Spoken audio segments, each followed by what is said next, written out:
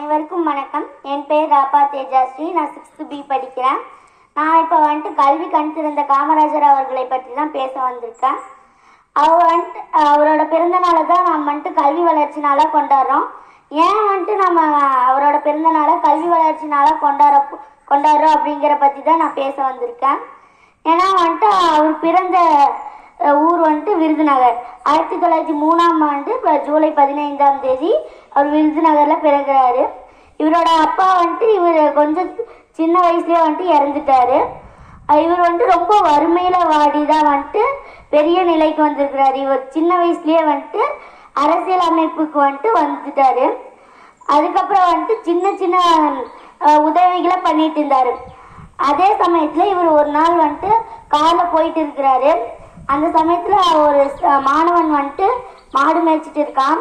அவங்கிட்ட நம்ம ஐயா கேட்குறாரு, ஏன் உனக்கு படிக்கணும்ட்டு ஆர்வம் இல்லையா, நீ மாடு மேய்ச்சிட்டு இருக்க அப்படின்னு கேட்குறாரு. அதுக்கு அந்த மாணவன் சொல்கிறான், ஐயா எனக்கு ஆர்வம் இருக்கு, எங்கள் ஊர்லேயும் ஒரு பள்ளிக்கூடம் இருந்தால் நானும் அங்கே போய் படிப்பேன், நாங்களும் ஏழைகளாக இருக்கிறோம், அது ரொம்ப எங்களுக்கு வறுமையில் வாடுறோம் நாங்கள் அப்படின்னு மாணவன் சொல்கிறான். அதுக்கு ஐயா உனக்கு சாப்பாடு கொடுத்து இங்கே உங்கள் ஊர்லேயே பள்ளிக்கூடத்தையும் கொடுத்தா நீ இந்த பள்ளிக்கூடத்தில் படிப்பியா அப்படின்னு கேட்குறாங்க. அதுக்கு அந்த சிறுவன் சொல்கிறான், நான் நன்றாக படிப்பேன் ஐயா, என்னோட ஊர்லேயே எனக்கு நீங்கள் சாப்பாடும் கொடுத்து பள்ளிக்கூடமும் கொடுத்தா நான் போய் படிப்பேங்க ஐயா அப்படின்னு அந்த மாணவன் சொல்கிறான்.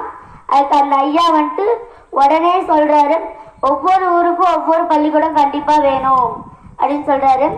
அதுக்கப்புறம் கவர்மெண்ட்லேருந்து சொல்கிறாங்க, அதாவது வருஷம் பூரா சாப்பாடு போடுற அளவுக்கு நம்மக்கிட்ட பணம் இல்லை அப்படின்னு சொல்கிறாங்க. அது காமராஜர் ஐயா சொல்கிறாரு, நான் என்னோட தலையை அடமானம் வச்சாச்சு என்னோட குழந்தைங்களுக்கு நான் சாப்பாடு போடுவேன் அப்படின்னு சொல்கிறாரு. அப்படி சொல்லியும் அவரால் கொஞ்ச நாள் முடியல. இருந்தாலும் நான் சாப்பாடு போடுவேன்ட்டு நம்ம எல்லாத்துக்கும் மதிய உணவு திட்டத்தை கொண்டு வந்து சீரான நம்மளுக்கு உடைகளை கொடுத்து நல்ல படிப்பை கொடுத்தவர் தான் கல்வி கண் திறந்த காமராஜர் அவர்கள். அவருக்கு குழந்தைகள் மேலே நல்ல பற்று. அவர் நல்ல குழந்தைகளை அன்பாக பார்த்துப்பார். அதனால அவர் கல்வியை மதிக்கிறாருன்னு இல்லை, அவர் கல்வினா பெரிய செல்வம் மாதிரி. கல்வி தான் அவருக்கு முதல் செல்வம். அதனால தான் அவர் அந்த கல்வியை நல்லா பயில முடியல.